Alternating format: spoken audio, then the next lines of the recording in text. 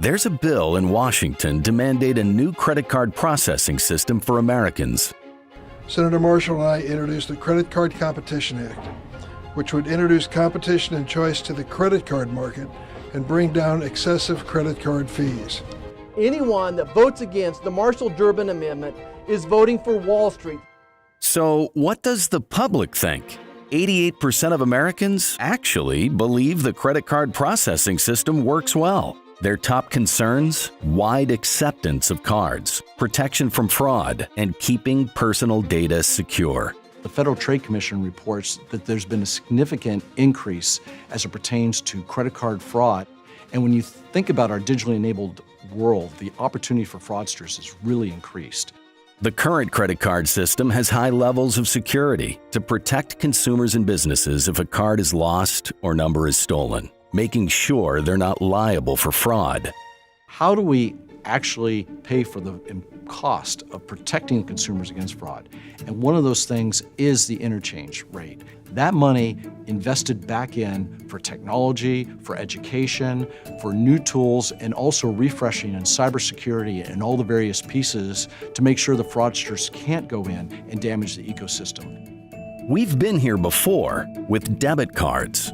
Congress mandated changes to how debit card processing networks operate as part of the Dodd-Frank Banking Act in 2010. The sponsor of that amendment? Senator Dick Durbin of Illinois.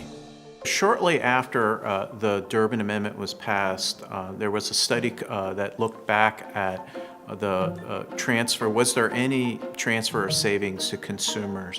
And the study looked at a highly competitive product, which is gasoline. And what that study showed was that the cost savings that were supposed to be provided to consumers through lower debit card transactions did not flow down to gas prices. They didn't flow to the consumer. So why would it be any different with credit cards? Merchant trade associations complain about fees, but retailers are cutting overhead and increasing profits because of credit cards. In fact, 38% of grocery checkouts are now self-service. My online business, that was actually one of the first things that I just started with. That's where you can buy your Bow Wow boxes, snack boxes. You can order a cake for your dog's birthday or gotcha day. And, place your order and then pay with your credit card. And then I get your order, print it out, we bake it, pack it up, and then ship it right to you. When I look at my cost of business, you take the cost of your ingredients, and then, you have to add in some for your time. And then you look at what the interchange fee is, shipping as well. I put all of that into consideration when I'm figuring out my prices for my treats. Is it cheaper for businesses to take cash to avoid credit card fees? A 2018 study by IHL Group found the average cost of handling cash was 9.1% across all retail segments. That's nearly 3 times higher than interchange fees. How many times do we truly carry cash, right? So any small business, whether you run into them in person at an event or whether it's a representation for them online, has to be able to accept credit cards. It's just the easiest way and the fastest way to get paid. 95% of my customers conduct transactions through credit cards. It's very vital for my business's sustainability to be able to continue to collect payments through cards, because that's the choice of most of my customers. Credit cards help American consumers live their lives day to day through millions of unsecured short-term loans funded by credit unions and banks. Through our credit cards, we're offering services to our members who are spending those funds out in the community and continuing to shop. If some of our members, especially in our underserved areas, if they didn't have those credit cards, they're working paycheck to paycheck, week to week, and that doesn't allow them to have a constant stream of funds availability to do that shopping in the communities.